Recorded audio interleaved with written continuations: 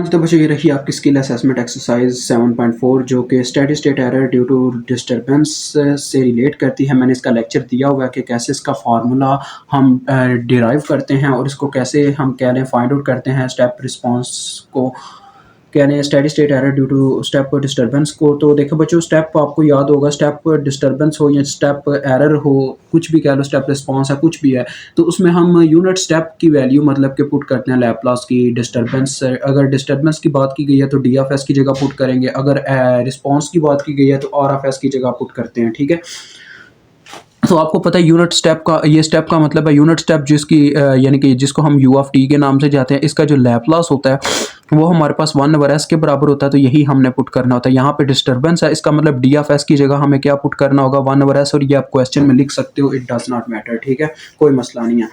अब देखें, ये आपके सामने क्वेश्चन है। ठीक है जी, तो अब हम इसको हल करेंगे। सिंपली आपको इसका फार्मूला याद होना चाहिए। इसमें बस उन्होंने पूछा हुआ है डिस्टर्बेंस आपने निकाल के देनी है। डिस्टर्बेंस का ये हमारे पास बच्चों एरर निकालने का फार्मूला था ई डी इन्फिनिटी, साथ में था minus limit s approaches to zero s, साथ में आपका था g two of s divided by 1 plus ji one of s ji two of s, और साथ में डी ऑफ एस है। ठीक है, ये आपके पास अप्रॉक्सीमेट फार्मूला होता है, मतलब कि जो एग्जैक्ट फार्मूला होता है।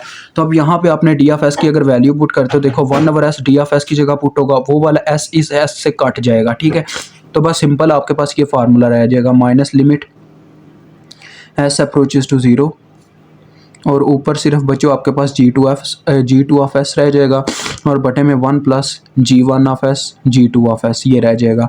अब ये जो यार थोड़ा सा काम है ना, ये एलसीएम वगैरह का, ये सारा मैं साइड पे करना चाहता हूँ। देखो जी वन ऑफ एस और जी टू ऑफ एस बच्चों आपस में जब मल्टीप्लाई होंगे, देखो ये आ जाएगा, ये दोनों आपस में, ये जी वन ऑफ एस ये मैंने शायद मेंशन किया हुआ है, आपके क्वेश्चन में नहीं किया गया हुआ, आपको ये शेप से याद रखना पड़ेगा।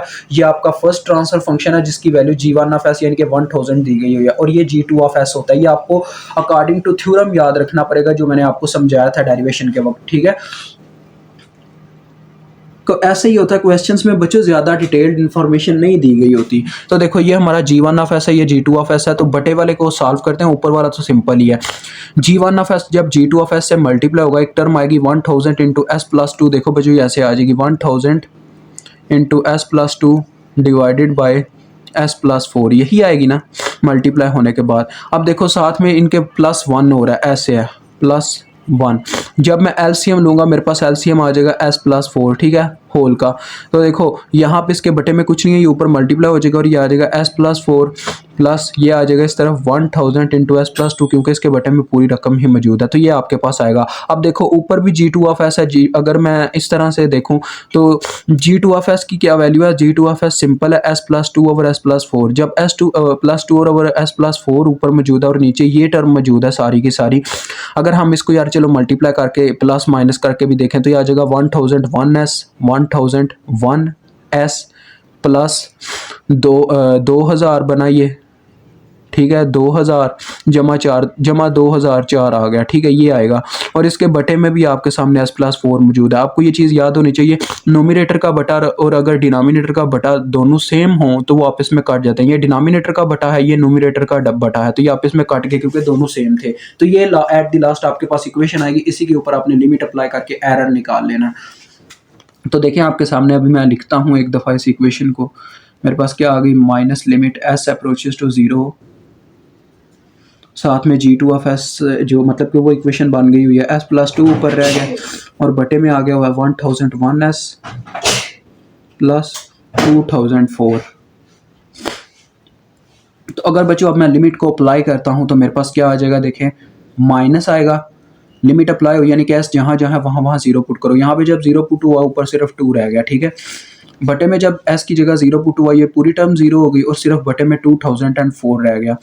तो ये कैलकुलेटर से पूछते हैं कि भाई क्या आंसर आता है इसका, क्योंकि आपके जो स्किल असेसमेंट एक्सरसाइज है उसमें उसने पॉइंट्स यानी कि मतलब कि क्या लोग पॉइंट्स की फॉर्म में ही आंसर लिख दिया, जो कि बिल्कुल एग्जैक्ट वही आ रहा है, 9.98 मल्टीप्लाई बाय 10 पावर इज -4। ठीक है, और माइनस ऑलरेडी आपके पास मौजूद है, तो minus 9.98 multiply by 10 power is -4 is your specific answer.